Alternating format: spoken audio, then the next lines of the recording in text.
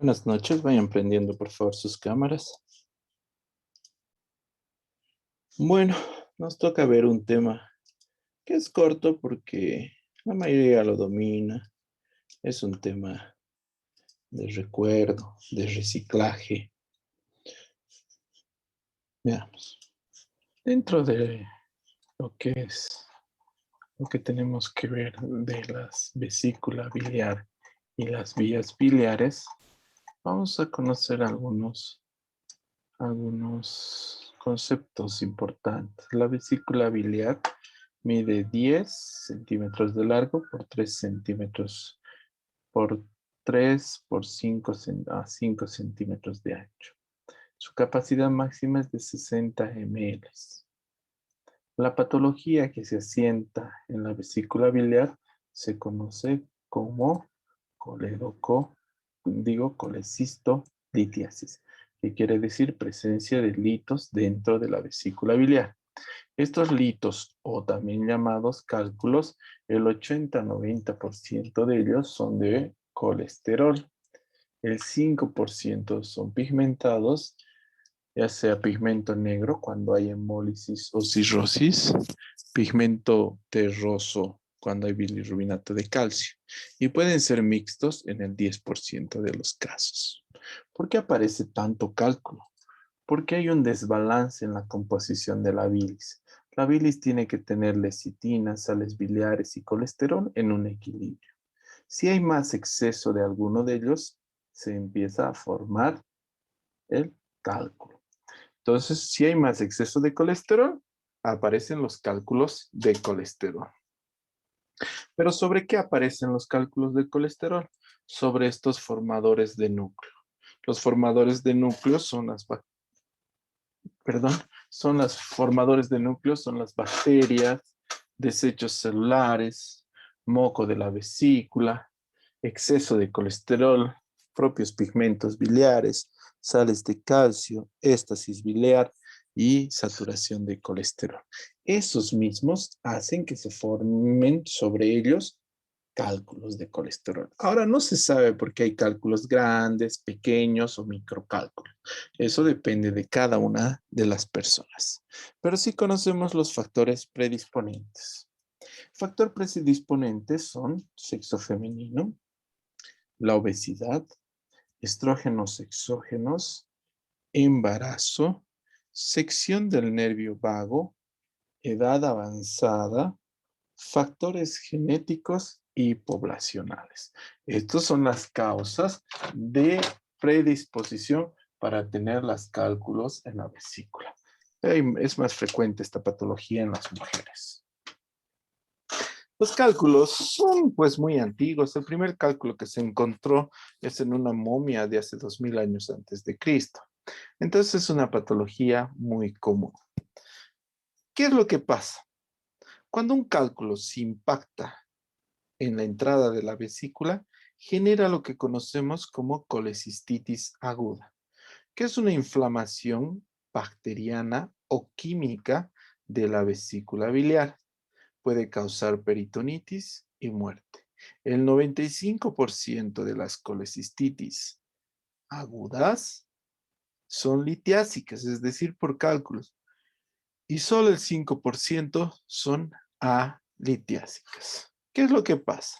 Si ustedes observan acá la vesícula biliar, y aquí vemos el bacinete, si el cálculo se enclava acá, empieza a comprimir la vesícula biliar y aparecen los signos o los transmisores de la inflamación. Se activan los factores de la inflamación, hacen que se inflame, hay presión intravesicular, hay alteración del riego sanguíneo a nivel de la vesícula, se necrosa, se perfora y puede dar una peritonitis local, una peritonitis general o solamente fístulas. ¿Qué síntomas tiene la patología de cálculo en la vesícula biliar? Impactado, pero el primer síntoma es el dolor. Dolor, dolor intermitente, localizado en hipocondrio derecho, cólico, después de la ingesta de alimentos colecistoquinéticos, quiere decir después de ingerir grasas. Este dolor se puede irradiar al ángulo de la escápula o al hombro derecho. Presenta náuseas y vómitos en el 60 y 70% de los casos. Pero lo bueno, si es que hay algo bueno de esto, es que los vómitos mejoran parcialmente el dolor de la colecistitis aguda. Clínicamente vamos a tener hipertermia, hipersensibilidad en cuadrante superior derecho, va a haber rigidez muscular, en el 25% va a haber Bloomberg, 90% va a haber signo de Murphy positivo, ruidos hidroaéreos negativos en el 10% de los casos, ictericia en 10% de los pacientes. La ictericia es porque las sales biliares se reabsorben por la mucosa de la vesícula biliar. Dentro de los laboratorios, si pedimos hemograma y pruebas funcionales hepáticas, lo positivo va a salir leucocitosis con desviación a la izquierda en 85% de los pacientes, aumento de la bilirrubina sérica en el 50% de los pacientes y aumento de la amilasa en el 33% de los pacientes, sin que esto indique que haya coledocolitiasis. No nos hacemos mucho problema para el diagnóstico de la vesícula, porque el gold estándar, es decir, de diagnóstico es la ecografía. La ecografía es muy sencilla de hacer, muy fácil y en todo lado existe. Entonces, paciente con dolor abdominal, le apoyas el transductor y vas a ver cálculo en cuello vesicular o en el cístico, gas intramural, dolor en el lugar donde está la vesícula biliar, lo que llamamos signo de Murphy ecográfico, y confirmaste colecistitis aguda. Es decir, es muy simple, no es como la apendicitis que tienes que hacer un ejercicio muy cerebral para diagnosticarlo. En este caso, es muy sencillo y fácil. No solamente hay ecografía para el diagnóstico, también existen otros exámenes como la colangiogramografía, colangiografía endovenosa, colangiografía oral, que ya no se hace muy poco. Algo que sí todavía hacemos es la tomografía axial computarizada, pero en pacientes que yo sospecho que existe alguna complicación, es decir, yo creo que este paciente tiene algo más, entonces en ese caso pedimos TAC. El diagnóstico diferencial de la colecistitis aguda con enfermedades abdominales, como apendicitis, úlcera duodenal, úlcera gástrica, pancreatitis aguda. En patologías que causan dolor, hepatitis, hepatitis alcohólica, insuficiencia cardíaca derecha, perihepatitis gonocócica. Si no trato la colecistitis aguda, ¿qué complicaciones puede aparecer? Puede haber perforación en el 33% de los casos, peritonitis generalizada, septicemia y muerte. Puede haber absceso pericolecístico. Puede haber fístula en el 15% de los casos. Puede ceder, es decir, no toda colecistitis aguda va a necesitar tratamiento médico o peor, cirugía. Casi el 80% de las colecistitis agudas ceden espontáneamente y con tratamiento médico. La mortalidad y morbilidad de esta patología alcanza el 20% por eso. Las complicaciones locales a nivel de la vesícula puede haber hidropesía vesicular, colecistitis enfisematosa, vesícula en porcelana, hilio biliar. ¿Cuál es el tratamiento? Médico, hospitalizamos, administración de líquidos intravenosos, antibióticos como cefotaxima, ceftriaxona puede ser, analgésicos como Sertal compuesto, y los estudios que necesites para confirmar la patología y debes plantear la cirugía. El tratamiento siempre va a ser quirúrgico si queremos solucionar el problema. Solo podemos diferir, podemos seleccionar la técnica. Puede ser una colecistectomía abierta o una ColeLab, colecistectomía laparoscópica. Siempre la ColeLab va a ser de elección, por si acaso. Las colecistectomías pueden ser retrógradas o anterógradas.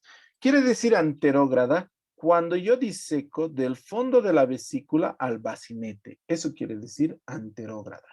Y retrógrada quiere decir cuando yo diseco del bacinete hacia el fondo. La cirugía laparoscópica es ahorita el gold estándar para realizar los procedimientos de colecistectomía, porque es un procedimiento sencillo, fácil, una recuperación rápida del paciente, menor estadía hospitalaria. En relación con la vesícula biliar, están las vías biliares que pueden desencadenar lo que conocemos como ictericia.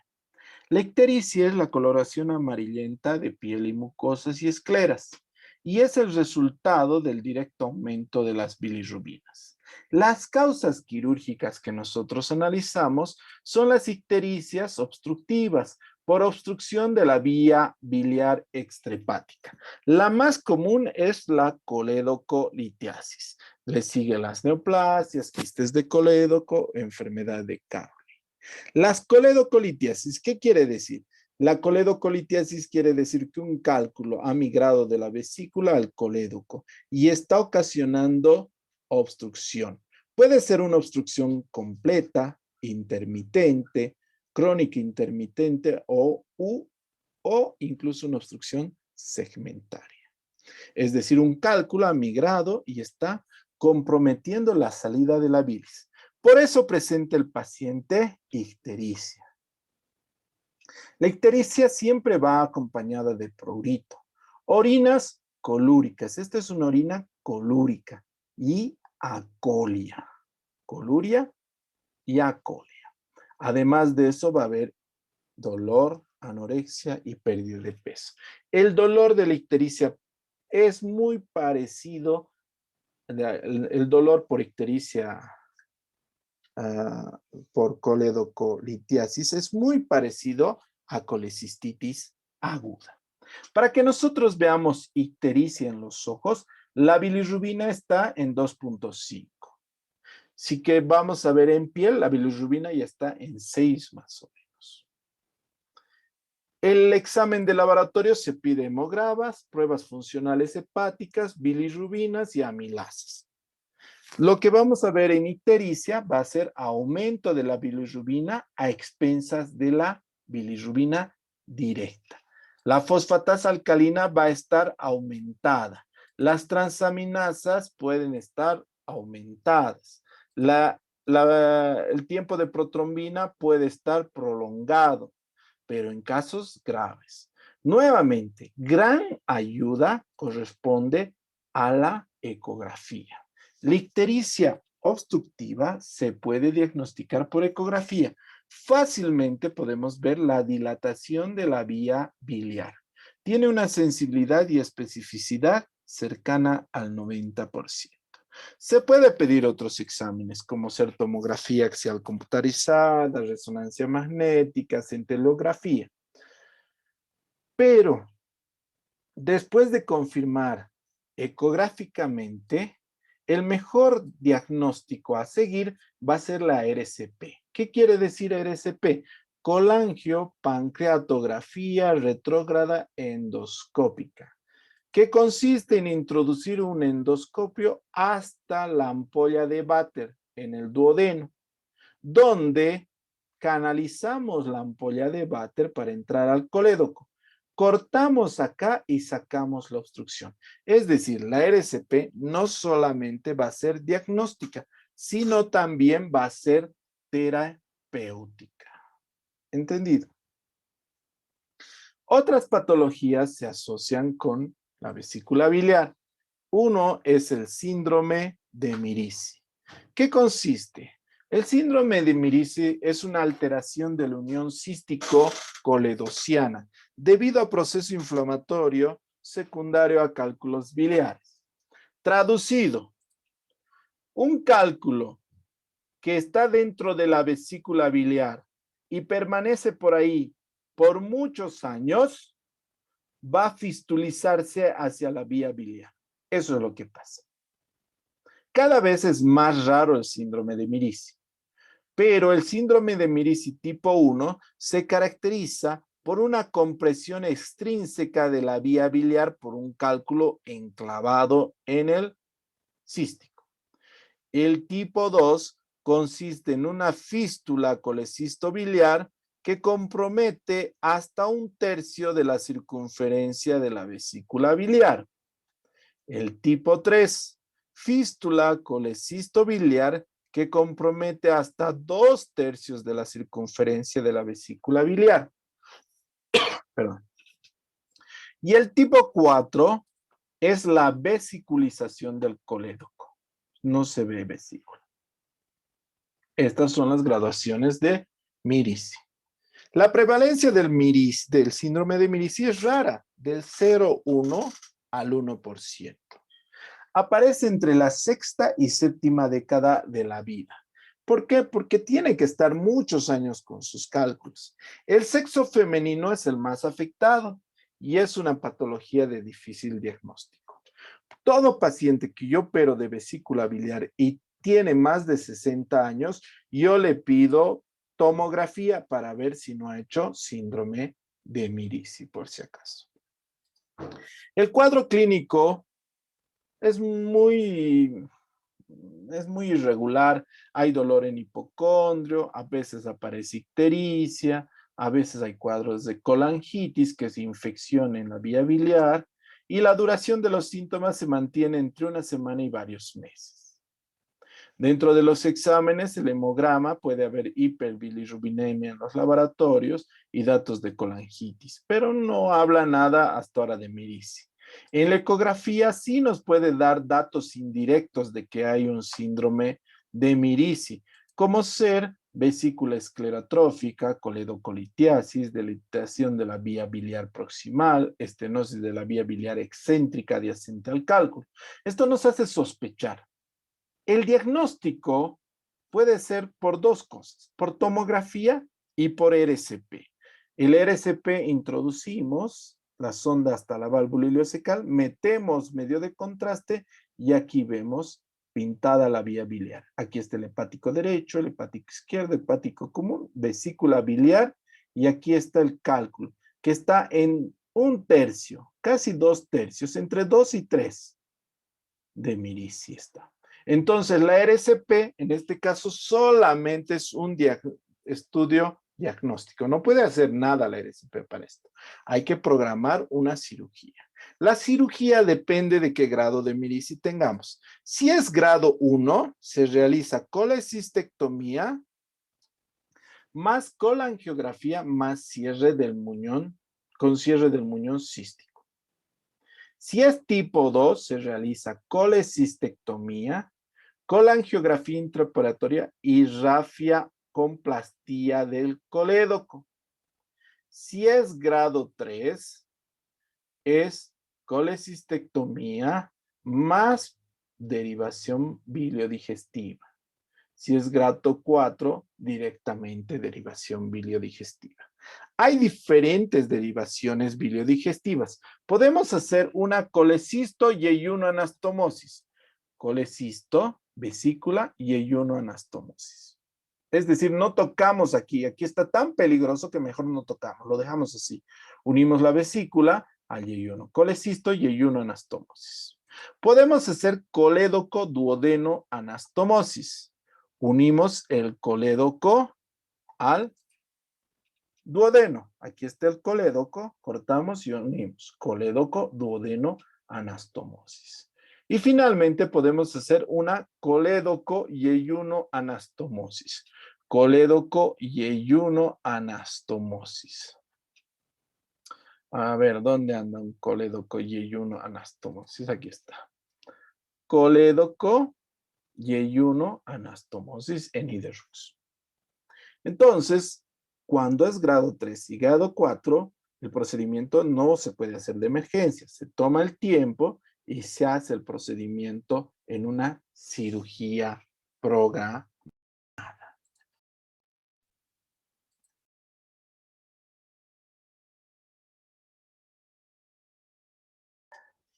No sé si tienen alguna duda o pregunta.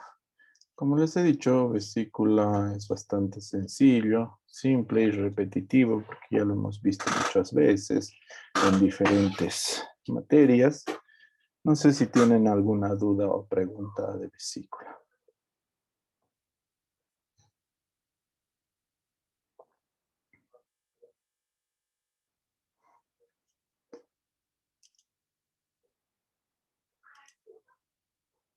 Bueno, casi hoy va a tener récord.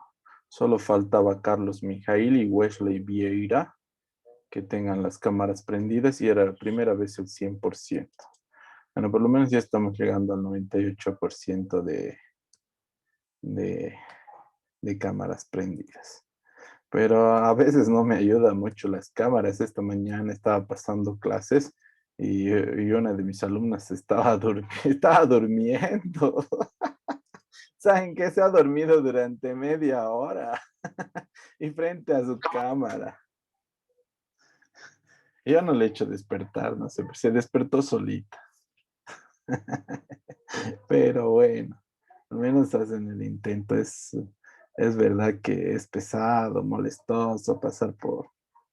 Bueno, igual sería, ¿no? Las clases presenciales, no hay mucha diferencia. Va a ser también fácil revisar la parte de cirugías en lo que es en lo que es la materia. El- Tenemos una clase más, el 26, y después está su segundo parcial el 2 de junio. Así que vayan estudiando, por favor, para que no tengamos ningún tipo de contratiempo. Pongan sus nombres, por favor, en el chat, en la asistencia. Y si no hay dudas y preguntas, eso sería todo por el día de hoy. Que les vaya bien, jóvenes. Hasta Doctor, gracias. luego. Buenas noches. Chao, Muy bien, chao. doctor, Buenas gracias. noches. Hasta luego, doctor. Chao, buenas noches. Listo, hasta luego. Chao, chao. Chao, chao.